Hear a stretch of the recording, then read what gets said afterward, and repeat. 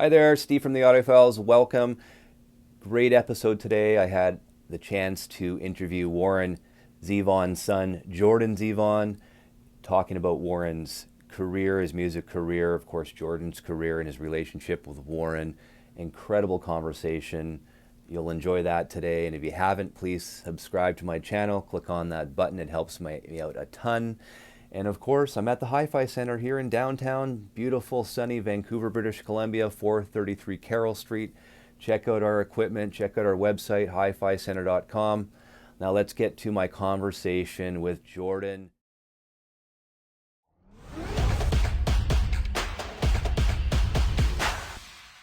You want. Oh, Jordan, How's that sound? thank you so much for doing this. I really appreciate it. We've gone back and forth a lot before. And I just wanted to really touch base with you. I know your dad's work has become very popular again. We can talk about, my viewers obviously wanted to have a lot of questions about some of the back catalog as well. So, I just want to start by getting to know, getting my viewers to know you a little bit as well, and learn more about maybe your past. And I did get a chance to listen to your last album on Spotify the other day, the Insides and Out album that you released a number of years ago now. Just Insides Out. Yeah, Studebaker, the number, the first track there, I believe that was your dad's. It was one of those tracks that your dad wrote years back, if I'm not mistaken. Yeah, that was so I have a cassette tape that I have to assume that I was around 3 because it's the only I would think my parents would still be together if he was doing this, but my grandmother recorded him doing about 5 songs. And that was one of the songs, and it was my favorite of those songs. And these were like the songs. These were Hasten Yeah. Down the Wind and French Inhaler. And I always loved this song. And then as I was going through things, so after he passed away, 2 things that happened. One is that I went to his storage space in the valley. My dad was not good at storing audio. His idea of spring cleaning was putting everything in a trash bag and then throwing it in storage. So in this case, I found like an old leather or leatherette suitcase that was just filled with reel-to-reels that were all just kind of wound together and everything. And I took them to a place called Cups and Strings. A guy, Bruce, there. I think he's retired since then, but he was fantastic. He knew what to do. He knew which ones to bake. He knew which ones to separate. He knew, how to treat them with kit gloves. And out of it, I got about 6, 7 CDs worth of actual stuff. Mm. And there was lots of it that was just kind of nothing. There was a few things that were songs by other people, and we still haven't really figured out who that is. But then there's this kind of like treasure trove of songs that I'd never heard before. Some of them I'd seen the sheet music for, and like Empty Handed Town, I think it's called, or is it Empty Handed Heart? Boy, that's embarrassing. Well, um, and at the same time, Warner's gave me about 13 CDs from their vault. Wow. To kind of explore for bonus tracks and things like that, and they have eventually made their way. But the point is that Studebaker was recorded like 5 different times throughout his career, probably up until like I think the Envoy was the last time they decided to give it a try. But even his manager Andy remembers that song being around. So when we were doing the tribute record, the Enjoy Every Sandwich record, and I was going to do a track, I thought, well, I'll just do Yeah. that track. And the thing about that song is that throughout the different times he'd recorded it, I kind of noticed that it was losing certain like essence that the original, at least what I knew as the original, it could be demoitis, but little kind of tags and little hooks. And so I just went and basically did that version, and went into Jackson's studio with Waddy and Yeah. Jorge and Lindley to try to really get that that sound. And And so I when I and I had it, will it's like I'm putting that on my record too. and I will tell my viewers, listen to that track, because I mean it's eerily similar to your dad. I feel the way that I mean, I'm assuming that's what you wanted to have your own sort of style, but I mean I definitely heard a lot of your dad or Warren in that song. Yeah, I wanted to basically to make it as if it was recorded in 78 or 79. Yeah. And I just had to try to avoid. I can pretty much mimic my dad's singing perfectly, Okay.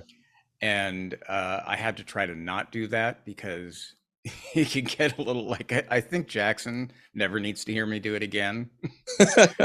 Um, so yeah, so when I went in the studio, it was like get the song sounding that way, but make sure you kind of make it your own in the process.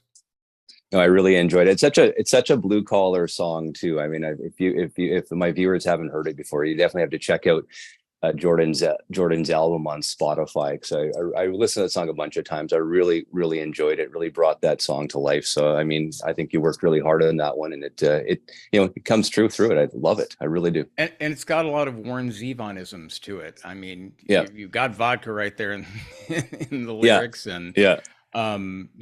this like self-deprecating and storytelling and all these kind of things, and including the fact that when my friends and I have learned some of Dad's songs, he'll have this way of having nothing that special about the chords themselves, but when you're playing it, you instinctually want to go to a certain place and it doesn't go there. And Studebaker is like that. Whenever I Hmm. show it to somebody, they're like, why does this like have, why is this perplexing me when it's not, we're not playing like a sustained 13 or anything. It's just Hmm. C, G, A minor. And it's just, there's something about his choices that kind of, it's a little signature under the hood thing of his.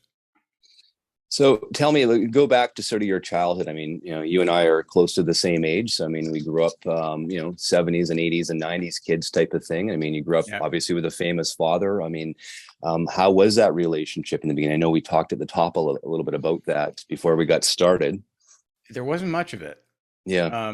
He, as can happen with alcoholism, I think that there was a lot of shame involved in that, so that kind of kept him away, and he's just really out of it for a Really? while, Yeah. and so I was very proud and excited, but you look back on it, and there's some elements of it that are a little sad. Like I buy Song Hits magazine, which is really like how you can date yourself, is that we'd buy magazines with lyrics in them. Yeah. And I bought the one with werewolves, and I was so excited. And uh, my first concert and the first time I saw him play was at the Universal Amphitheater. And my grandmother had taken me to see the show. And then we went to the backstage door, and it was literally like, this is his son. His son is here. His son is here. And I think finally Crystal saw us and took me backstage, and I met him for 30 seconds, Yeah. and he was completely trashed. Yeah. So yeah. And what year was that? You figure? So he was opening for Linda Ronstadt, uh That's probably late late 70s. 70s. Yeah, Yeah. 76 to 80 probably. Because I mean, the Hasten Down the Wind was basically the big album in 76 with Linda that really took him to the next level, I think, with his fan base back then. Yeah, playing a place that big, I would have to assume it was after Excitable Boy. Yeah. So So let me get back. I mean, Excitable Boy. I know you guys are your dad's Excitable Boy album just was re-released, audiophile version. We're an audiophile channel here, so I want to talk about yeah. that. Through Mobile Fidelity Sound Labs, a 45 RPM cut of Excitable Boy. Did you have part in that whole process when that was being done, or negotiated that? Not really. No, Yeah. it was I mean, I've talked to the people over there, and they're awesome. Hmm. And I've, when I heard it, I was really kind of blown away at how great it sounds. Somebody on Facebook had posted, like, sounds the same. I'm like, no, it doesn't. It Yeah. doesn't sound the same at all. And I actually have the digital multi-tracks of Werewolves because we had to do an instrumental ones. So I knew how the potential that song had to sound Yeah. a certain way, and then the album kind of like had that. Um, but yeah, it was amazing. And when I talked to them, they said, you never have to worry about the masters because they've been recorded at the highest digital quality Yeah. available today, and so they've really been preserved. I think it's Yeah, awesome. well, and that's been the big debate as an audiophile and my channel and the Facebook groups. I mean, that whole thing. I mean, if you're aware of the whole mobile fidelity thing, where it came out that they're taking the master tape and then basically recording it to DST to master. And I mean, they sound great. I mean, they absolutely do. Yeah. And I think there was a lot of, I think because people didn't know about it, I think that was the big issue. But I mean, I think that's been resolved, or the lawsuit's been resolved. But I mean, even though, I mean, Excitable Boy MoFi edition does sound amazing. Yeah. Probably the best it could possibly sound. And I want people, if they haven't gotten that album, go and get it, because it's a great deal and it's readily available as well. Yeah, and with that whole subject of fidelity and quality Yeah. and whether you can or can't hear it, I've been kind of training. My daughter is 14; she's really into music, and I kind of showed her the difference with, not to put anybody down out there, but I played her the difference between Spotify and Tidal, and she was like, "Wow, it really sounds Yeah. different." I'm like, "Yeah, Yeah. well, that's a lossless quality recording, and the other one's a compressed. I think it's 356 or something. I don't know what they do Mhm. on Spotify now, but if you can hear the difference, it really does kind of can help bring music back to life. I know that when the Beatles CDs came out, that was like, because I had listened to them since I was about like 6. I had just Exactly. been entrenched. Yeah. And then all of a sudden, when they're on CD, I got to kind of hear the Beatles all over again and hear all these different parts. And What I'm all for it. If there's somebody out there that wants to hear it sound just that much better, then I like it being available. Yeah. Well, I mean, and that goes back to, I know you, and I just, it was record store day last Saturday, and I was able to pick up your dad's The Wind album, which I Oh, saw good. that you were actually a co-producer on it. You and Jorge produced or co-produced that one. Your Well, name was on it. I Yeah. was an executive producer, so I helped with some of the clearances and things on that end, but the actual audio production part is Noah and Jorge. And Jorge, I mean, that album, no chance it was made without Jorge. And I mean, if the viewers don't know, I mean, The Wind is Warren's last album before he passed. I think it was nominated for 5 Grammys, won 2 for, I think, Album of the Year and Song of the Year with Bruce Springsteen, if I'm Was not it nominated mistaken. for? I thought it Maybe. was. I thought it was 2 and 2, but there might have been a third one that I'm forgetting. So Yeah. keep me in your heart, and then Disorder in the House with Bruce Springsteen. Mm. So yeah, so Disorder won, and then it won best That's contemporary folk album. contemporary folk album, Yeah. which he would have loved. Wow. My dad loved folk music, and Yeah. especially like really out there. Uh, People don't think of folk music as being anything but kind of just light and passive, but if you get into some like really hardcore folk music, we were on a road trip to Reno to see Mancini fight, and between listening to Andrew Dice Clay's "The Day the Laughter Died," Paul Simon's "Graceland," the Dire Straits, I don't think it's called "Money for Nothing," the album, but that album, and Brothers in then Arms. "Brothers in Arms," thank you. And then he put on this folk album that was like torture. It was so out there. Well, I mean, obviously, even Bob Dylan used referenced your dad and used some of his work in his albums over the Yeah. years as well, which is incredible. I mean, I know Dylan was a big fan of your dad's as well. Yeah, that was huge Yeah. for dad, because all those guys like Petty and everybody, you can hear all that Dylan Hmm. in their voice. And it's funny, when my dad had an always hit record philosophy about writing. So like, just you could get something out of it. Whenever he'd write, he'd have this kind of Dylan-y voice that he'd sing things like Dylan, like over exaggerated thing that I guess help spark kind of creativity out of him. So when he was just writing, he had that voice.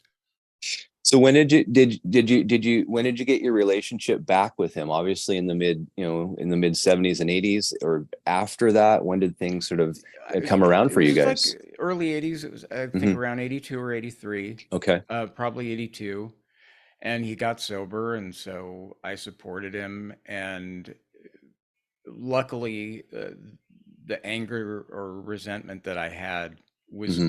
kind of overtaken by wanting to have a dad. So we did a few kind of group therapy, Yeah. family things at sobriety center, Yeah. and got to talk that stuff out. But then once we'd gotten that established, we stayed really, really close. So did you go in the recording studio with him? Did you guys ever do any stuff together or write together? No, we never wrote together. Yeah. That was his work. He treated it like work, because he worked really hard at it. He had always Hmm. told me that this is hard. This is hard work. And when he was working on an album, he'd have his typewriter on his dining room table, and there'd just be pieces of paper everywhere. So he would really Oh, take it wow. seriously. So with me, it was, movies and restaurants and, fun stuff. He didn't want to bring his work into Fair into enough. the times that we hung out. But I came in and sang a few times, and I'd visit every once in a while. I actually did go into Sound Factory when they were working on Excitable for a day, and that was pretty, for somebody who doesn't have the best memory. I'm happy that that one has managed to maintain its grip to the tape. Well, yeah, I mean, it's hard not to fall in love with Excitable Boy. That's Warren's third album that he released back in '78 for my viewers. Of course, Werewolves of London. I love Lawyers, Guns and Money. I think it's just an absolutely brilliant written song. And we also have, what's it, Roland and the Headless Thompson Gunner, I believe. Hmm. So very imaginative, right? I mean, even Excitable Boy is a little bit of a socially, the character there, man. I mean, that's a crazy song, Yeah. and murderous song. And I mean, he got that from one of the Everly Brothers, right? This was it the girl that gets killed in that song? Is it from the Everly Brothers Susie song or something? Oh yeah, I think Yeah, something I like believe that. so. I don't Yeah, know the whole story. I can't, something like that. unfortunately, um, uh, absorb all of Yeah, those stories as like a super fan would, yeah. because I was busy super fanning my own groups. Well, no, of course. So, I mean, I find that, very interesting. Your dad worked with so many people. His second album, which was the self-titled album as well, working with some of the Fleetwood Mac people and, the Eagles, Glenn Fry and Don Henley. I mean, incredible amount of people, were basically collaborating with him in every single album, which is, if Yeah. you haven't listened to your dad's albums, I mean, definitely go back and, really start. I mean, he had 15 studio albums, the last one being The If Wind. I And haven't listened, no, no, I'm talking about oh, my I'm viewers. If they like, haven't, it's like, how dare you? I hope you have. I'm just Yeah, talking like to, if crazy. my viewers haven't listened, man, this is a great opportunity to really see the genius in his work. That's for sure. Yeah, it's more and more people. It's one of the strangest things, because Spotify, it's been around since it's been around, and I have my album, and I'm my the artist for my album, and can see my stats and change pictures, yada yada. And I realized, I'm like, why there is really no single label that this stuff should belong to. So after the Rock and Roll Hall of Fame nomination, it was kind of ducks in a row time, and so I got the Facebook page, and I got the Yeah. kind of reined all these things in, and I looked at the lifetime spots from, when, or lifetime plays from when Spotify started, and the graph is just like this. It's crazy, just this steady climb. And there's a little bit of a bump when the nomination came out, but way before that, it was still just on this kind of this very strange, slow growth. And I, with the growth, I truly feel, I mean, we can talk about his back catalog, but I mean, as an audiophile, I mean, I love the sound of Mobile Fidelity's Excitable Boy. You just did the Wind RSD record day. Now was that, do you know if that was mastered from the original tapes or cut from digital or cut from the tapes? No, that was better. That was Jorge and Noah went back and actually went to the session tracks and did a whole new mix of it. Okay. Oh, so it's a new mix of the Wind, but okay.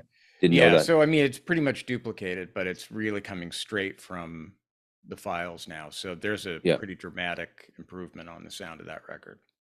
No, I really enjoy that record. Like I keep telling my viewers, if you haven't picked that one up, it's an artist, record store day cut, came out last week. I mean, it'll blow you away. It sounds incredible. It really does. Yeah. It sounds like you're right there in the studio in that album. They really did a good job on that. And there'll be a CD version eventually. Oh, nice. In the somewhat near future. We're not sure exactly when. There's some other Artemis records that we're looking at as well to try to. So being a Canadian boy, played hockey my whole life.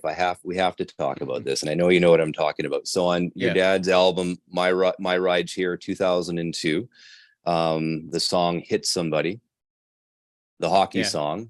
You hear David Letterman on that song as well. I mean, great references. If you're Canadian, you get them all. If you're American, you're not going to get any of them. But when you listen to that song, I have to laugh because I played hockey my whole life. And, he talks about Saskatoon, which is a, city in Saskatchewan, Canada. And, he talks about, the Flames and the Vancouver Canucks. And I mean, I just think it's such a brilliant song. And I mean, as a hockey person myself, listening to that song, was he a big hockey fan, or is this sort of just, where did this come from? No, he wasn't a huge hockey fan. I think the idea originated with his friend. I don't know if I'm gonna do his last name justice, but Mitch Albom. Yeah. Or Albom. I never do anyone's names right, so don't worry. Yeah. I'm okay. bad. I'm terrible. He's an author. He does tons of stuff, and so he helped him with that kind of with those references, and I totally get where that comes from, that if he's going to write a song about something, he wants to mention like some technical jargon. Yeah. And I think Steve Martin had a really funny bit about that, where he talked about doing corporate gigs, and he's like, and so Tom used the F15 flange with a rock hammer, and it was like, well, why didn't you, that whole thing.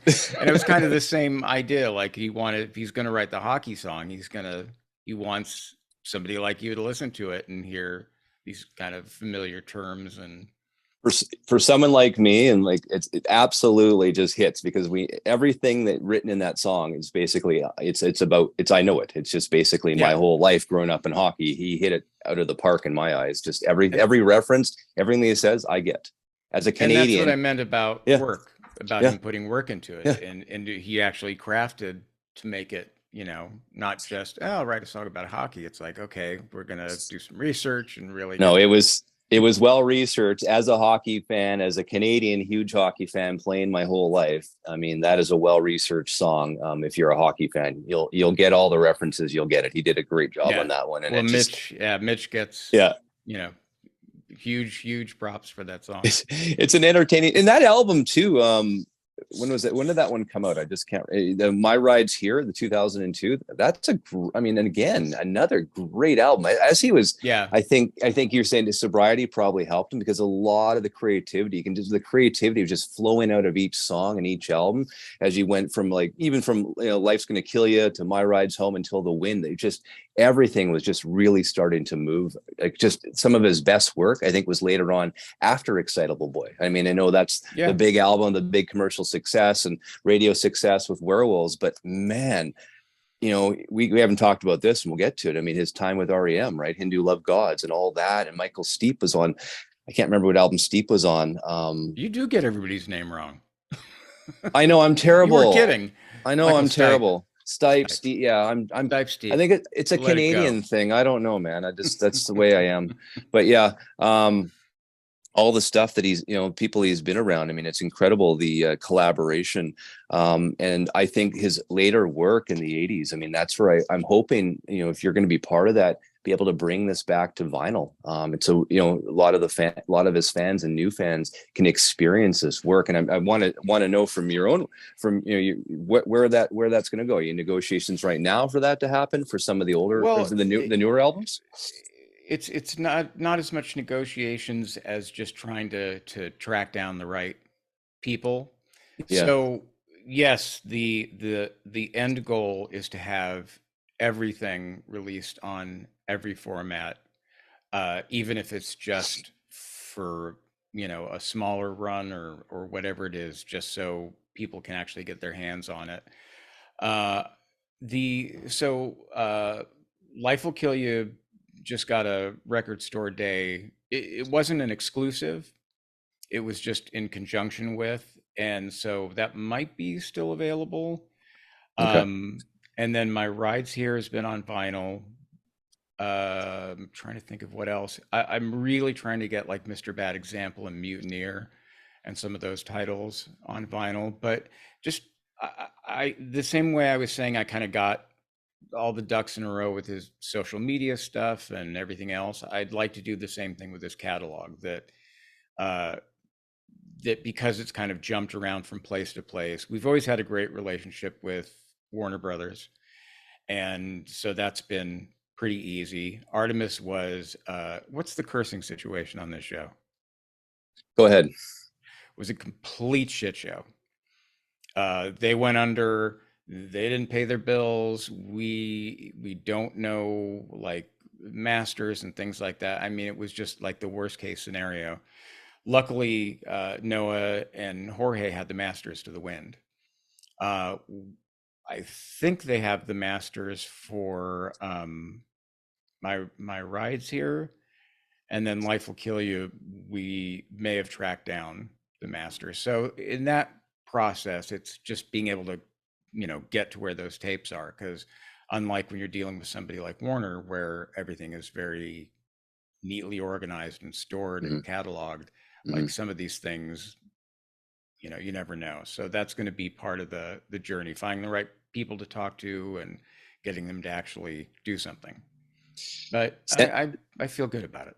Sentimental Hygiene. That's the one with all the REM. Yeah, yeah, yeah.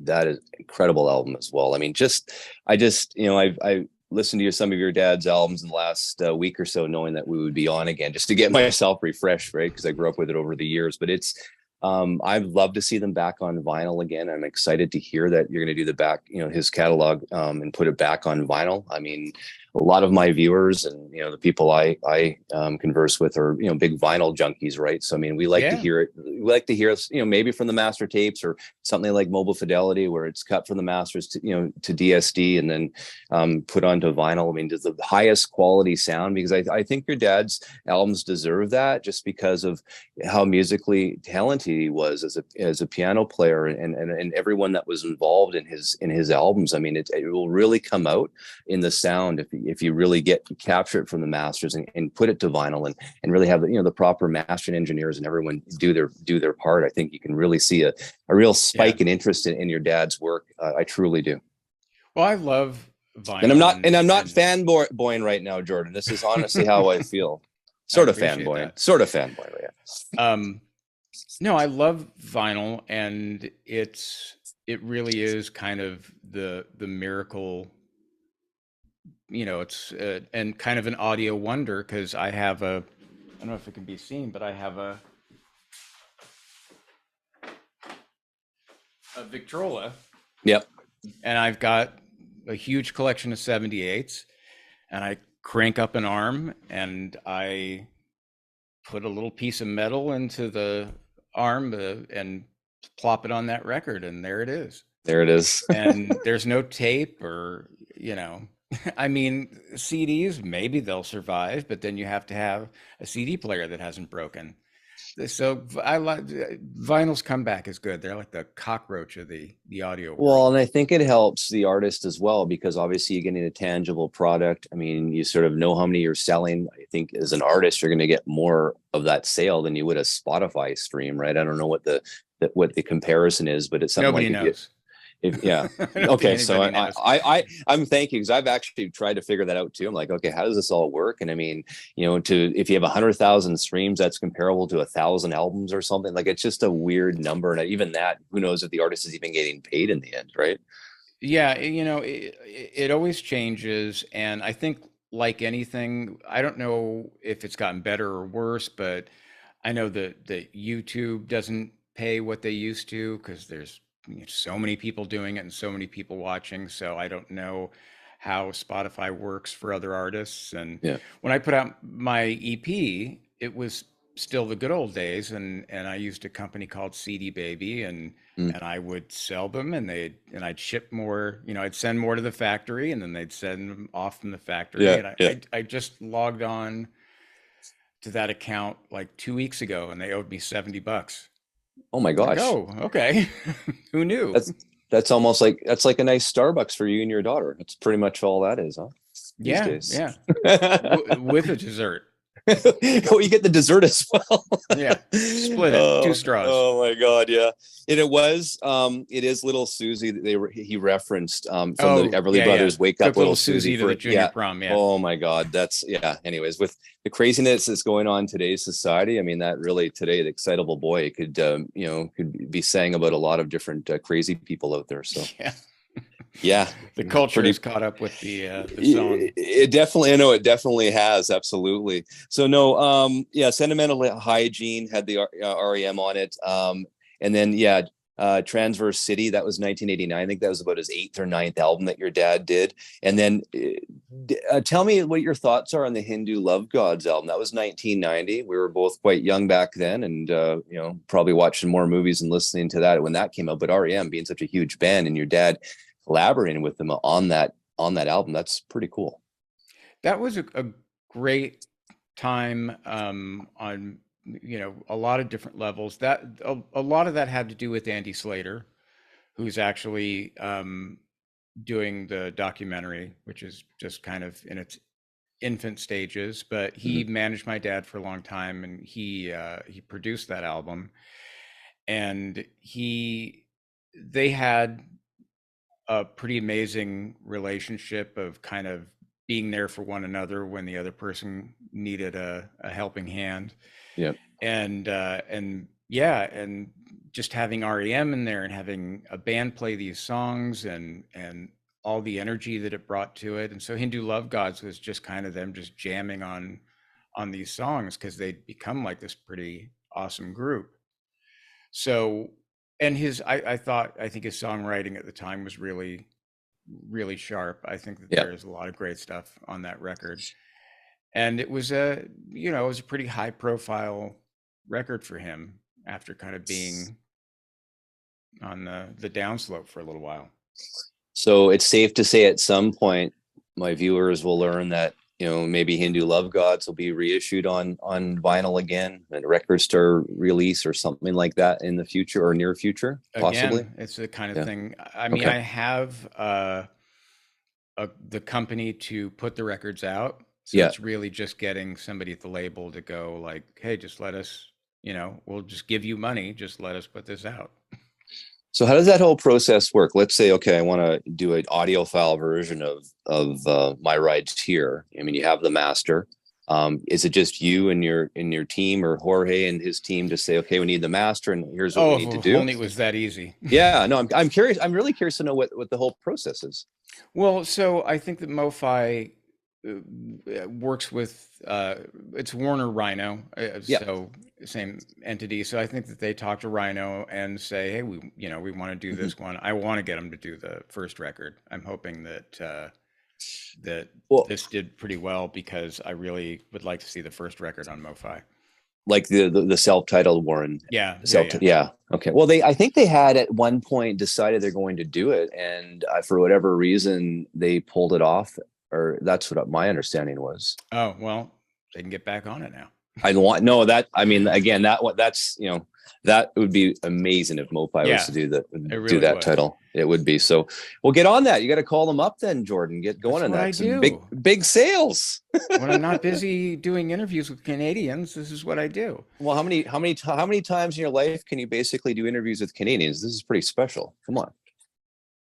This might be my second, not to put you, but we have the same haircut, so I know it's that style. Getting back to your dad's second album, my favorite song on that was the French Inhaler.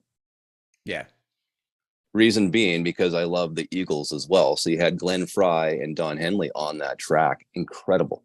yeah. And then of I course the mean, open. look, it's a mean song about my mom, and she still loved it, so you know it's a good Oh song. God, I'm sorry. No, no, I again, like I said, I don't have the best memory, but it's like certain things kind of like, seem to adhere to the tape after, Yeah. so many years and so many plays. And one of them is that my mom would play records for me, but she'd really kind of sit me down and make me listen to the lyrics, and she'd have a glass of wine in her hand and like play French Inhaler and go, listen to that line, listen how good that lyric is. And so that's the true sign of a pretty great song. And then we were getting back to alcoholism and sobriety. I know in that on that album, Desperados Under the Eaves really touches upon your dad's, I guess, alcoholism or problems at that point. Yeah, Yeah, it was a beast. yeah. Ukrainian blood coursing through your body and just ready for action. And then that was, yeah. So then, I mean, that one I was reading the other day. I mean, that peaked at about 189th on the, the Rollings, I guess, in the United States. And I mean, the Rolling Stone considers that one of the most, one of the masterpiece albums, I guess, of your dad's as well. So I mean, it's something I like. Even like the first track, Frank and Jesse James. Love the first track of Yeah. that album as well. You can just Well, I listen to that think over and over again.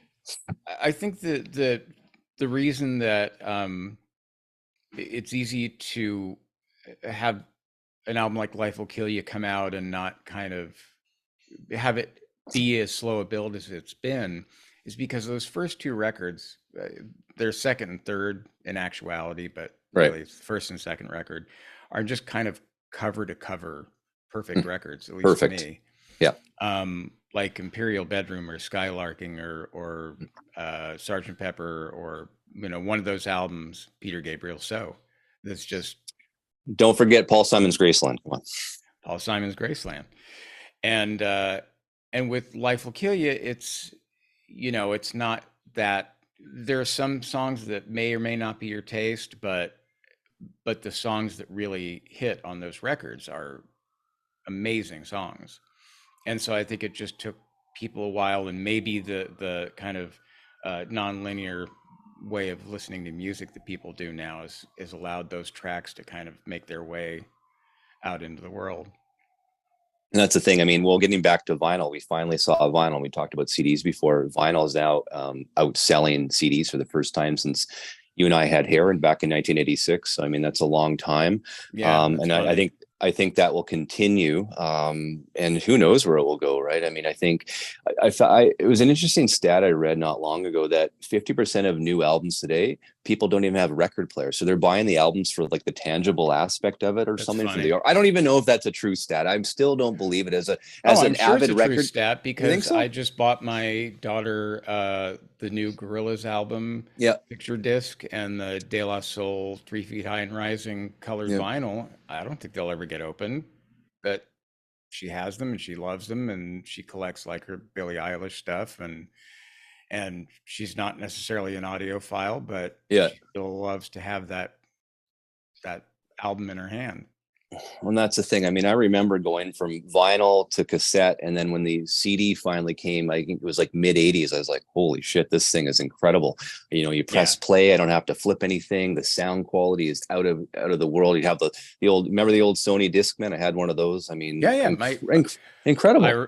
I remember when my dad gave me my first CD player. I worked at Tower Records. Yeah. in Westwood Village, and he opened his trunk and handed me this Sony disc player, and I was Yeah. like, "Oh my God!" And that's where I started. Then, kind of, I don't know how soon after all the Beatles stuff came out, because 87, 87 was when they released it on CD. yeah, okay, so that was perfect, yeah, and just and they were coming out one after the other, and just every time it was like, oh my God, we've got Yeah. Revolver now, and we've got Rubber Soul, and yeah, that was good. That was a great time to at the love music. at the time, I mean, those CDs, I remember when they came out, I had them at the time as well. But I mean, going as audiophiles today aren't too particularly happy with the sound, because George Martin remastered those ones for CD back in '87. So Mm. comparably today with what's out there today and what's been done, they're not the greatest, and a lot of people don't like the sound of those first Beatles CDs that came out in '87. Yeah, I mean, there's been those waves Yeah. of audio quality as it gets better and better, and it was ADD and DDD, and the Well, way things were the recorded, and SARS code and all that. Yeah, yeah, exactly.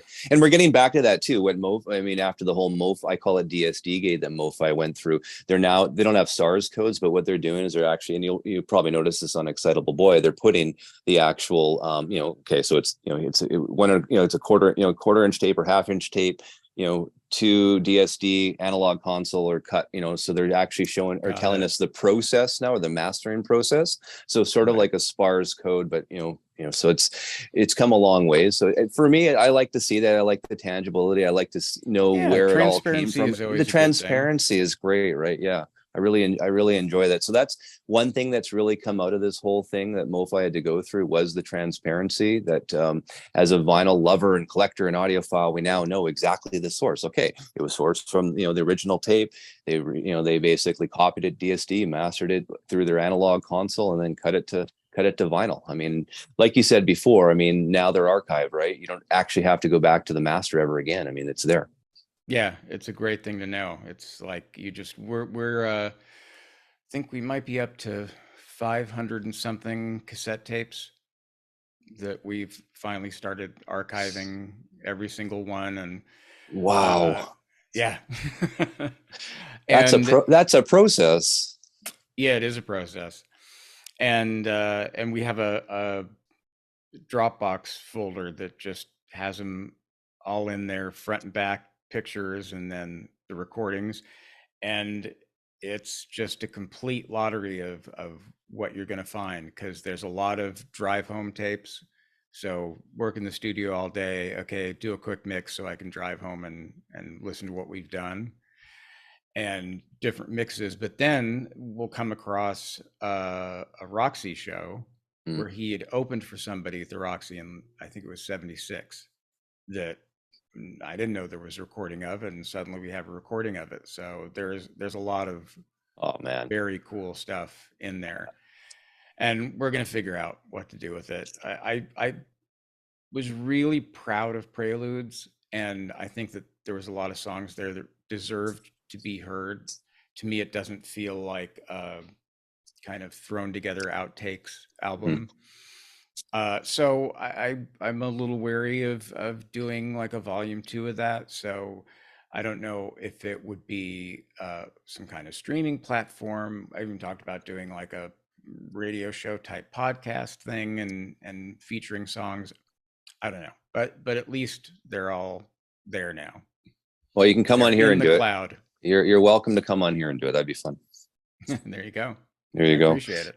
No, it'd be fun. No, I mean, like I said, a lot of my viewers, and I'm part of these big Facebook groups, and big, Warren fan. And I mean, I'm excited to know. And that was one of the questions I had a lot of my viewers email me, like, if you're going to talk to Jordan, when is this catalog going to be reissued? Because audiophiles want to hear high quality sound. So it sounds like you guys are on top of that, and I think it's really exciting. If you go just Yeah. to the Wind album, RSD, that was, I mean, incredible. Like, Jorge did a great job on that. Yeah, and that's the kind of thing that we'd like to do with the whole catalog, but because of the fact that it's split between all these different labels, it'll never Right, be as easy as right. like the Beatles reissues, where they just, do 3 at a time. It's just kind of going to be, you know, getting them out there when we can, but it's talked about all the time. So don't worry.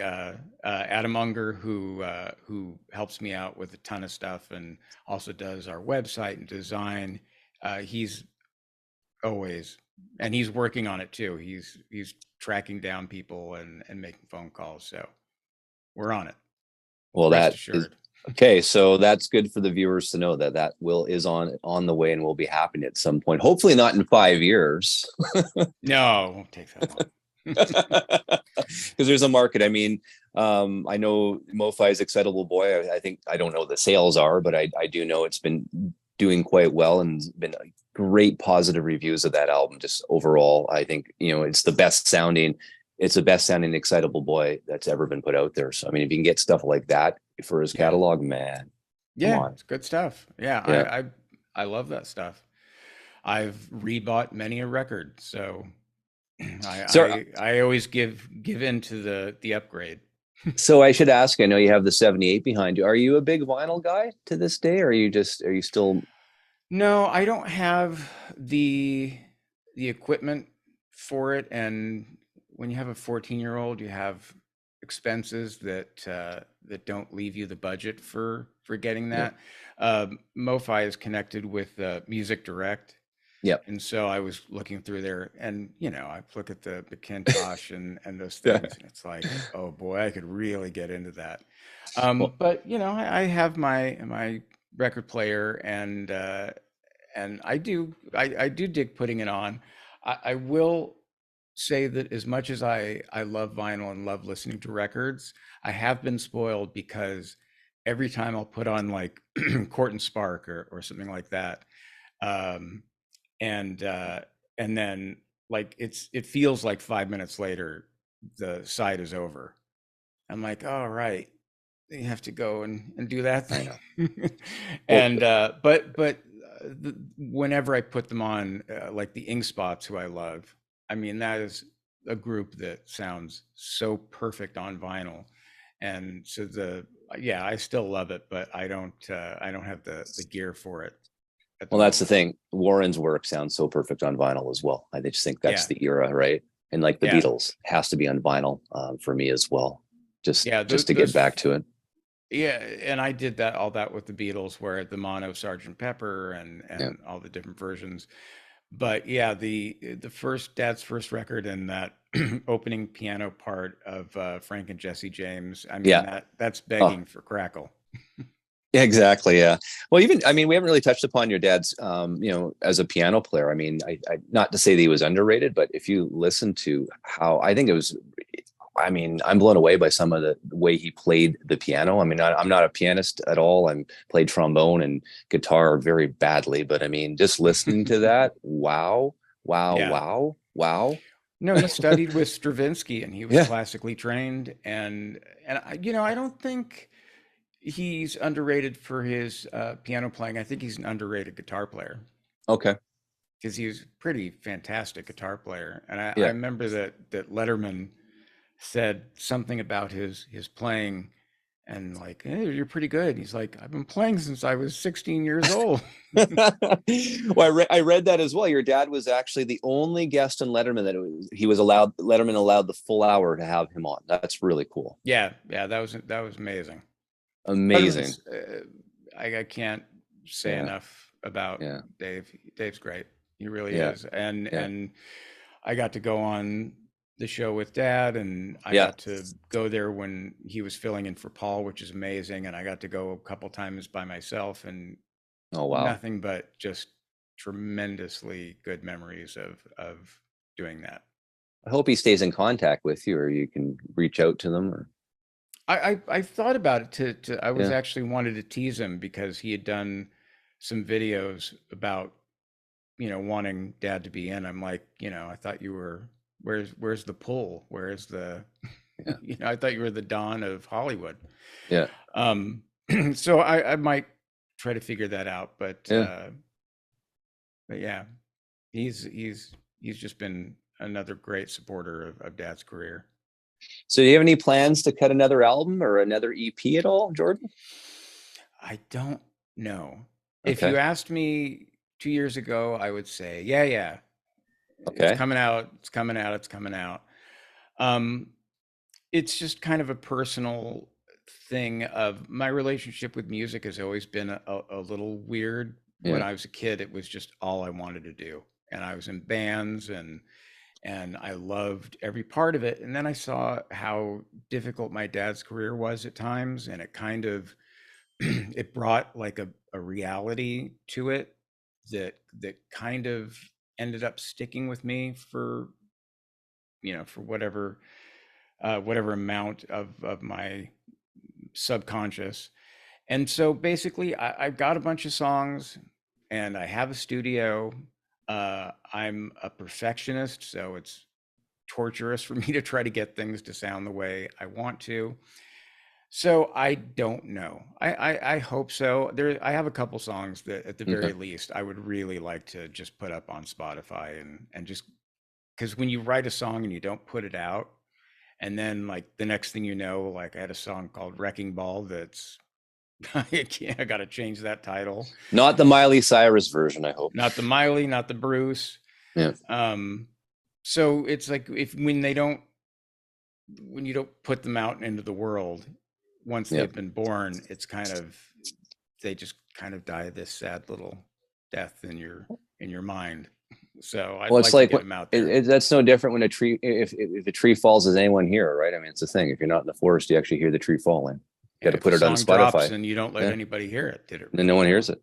Exactly. Well, we'll So leave it at that. I mean, I really appreciate everything. Let's keep in thank you. contact. I know I love to keep in contact with you. And definitely really excited to hear that your dad's work in the back catalog will be on vinyl, because I know there's a huge following. And I'm going to buy all 15 albums when they get cut back on vinyl again. Of course, I have all of them I can so far, but I can't wait for everything else to come out on vinyl again. I'm there. I will definitely drop you a note as soon I as I get know. the news. Awesome. Jordan, have a good weekend. It's It's been a Mother's Day this pleasure. weekend as well. All right. So there you go. So, yeah. Take care of your moms. All right. See you later. Have a good one.